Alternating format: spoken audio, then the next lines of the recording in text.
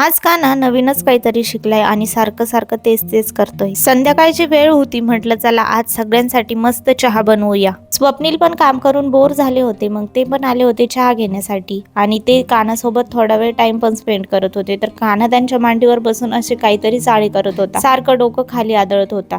त्या दोघांचा खेळ बघता बघता मी माझी पटपट काम आवरून घेत होते, कारण एकदा की कान्हा रडायला लागला की तो मला काहीच करून देत नाही. आणि दोघे पण मस्तपैकी खेळत होते. निम्मे काम सोडूनच कान्हा रडायला लागला. मग त्याला मी झोपी लावलं. कान्हा तर शांत झोपला. मग मी रूम हीटर चालू करून दिला आणि थंडी असल्यामुळे हे रूम हीटर आमच्या खूप उपयोगी पडत आहे. तो झोपल्यानंतर पटपट घरातली कामं करून घेतली, कारण आज माझ्या मदतीला श्रुती नव्हती. तर आत्या बोलल्या की मी तुला हेल्प करते म्हणून. तर आत्यांनी मस्त कांद्याची चटणी बनवली आणि त्यानंतर मग मी किचन वगैरे व्यवस्थित साफ करून रिलॅक्स बसले. तोपर्यंत छानपैकी कान्हा पण उठला होता आणि काकी येताना कान्हासाठी ड्रॉप घेऊन आली होती, जो की कान्हाचा संपला होता.